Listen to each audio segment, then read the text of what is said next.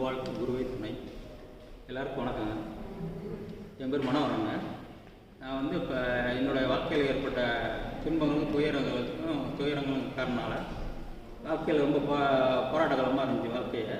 அந்த காலகட்டத்தில் நானும் தேடுதலில் ஞான இதில் வந்து எப்படி இருந்து விடுபடுறது, எப்படி என்ன பண்ணால் சரியாகும், எப்படி நல்லா வாழ்கிறதுக்கு என்ன வழி அப்படின்னு நான் தேடும்போது பல வழிகளில் போய் பார்த்த வகையில் எனக்கு இப்போ கடைசியாக கிடைச்சவர் தான் வந்து பகவத் ஐயா.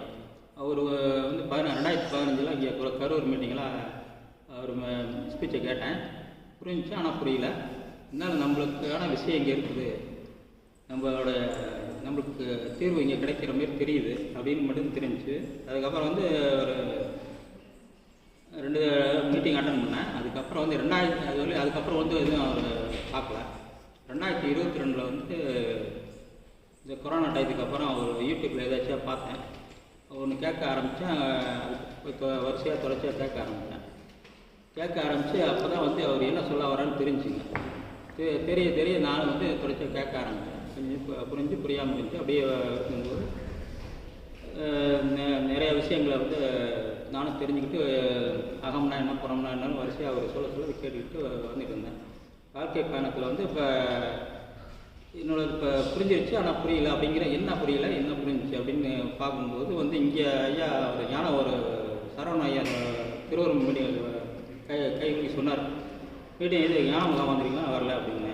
ஒரு முகாம் அட்டன் பண்ணுங்க அப்படின்னு. இருந்தாலும் நான் போகலான்னு பார்த்தேன். அது வந்து ஏதோ ஒரு காரணனால போகல.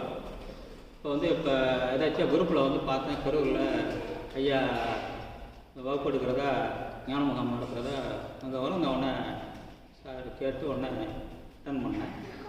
எனக்கு அந்த என்ன புரிஞ்சிச்சு அப்படிங்கிறது வந்து தெளிவு கிடைச்சி ஐயாக்கிட்ட வந்து பேசி அவர்கிட்ட ஞான புரிதல் என்ன பட்டது வந்து எங்கே இடிச்சு எங்கே சரி பண்ண வேண்டியது அப்படின்னு அவருக்கு நம்ம கிளாஸ் எடுத்ததில் எனக்கு நல்லா புரிஞ்சிச்சு. எனக்கு அந்த எதையும் வந்து பிடிச்சி வைக்காத ஒரு நிலை தான்.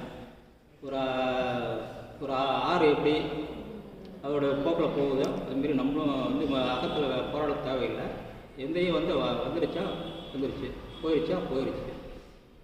என்ன நடந்தது நன்றாக நடந்தது, எது நடக்கலைன்னா பரவாயில்ல அப்படிங்கிற அகத்தை வந்து நம்ம அது கேர் பண்ணாமல் இருக்கும்போது அதில் வந்து நான் அதில் அப்படியே ஏற்றுக்கும் போது அடுத்தாப்பில் வந்து நம்மளுக்கு வந்து என்னென்னா ஒரு புறத்தில் செய்கிற வேலைக்கு வந்து எனக்கு எனர்ஜி கிடைக்கும். இத்தனை காலம் வந்து அகத்திலே போராடும் போது என்னோடய எனர்ஜி வந்து ஒரு என்னோடய தொழிலையோ இதுலேயோ வந்து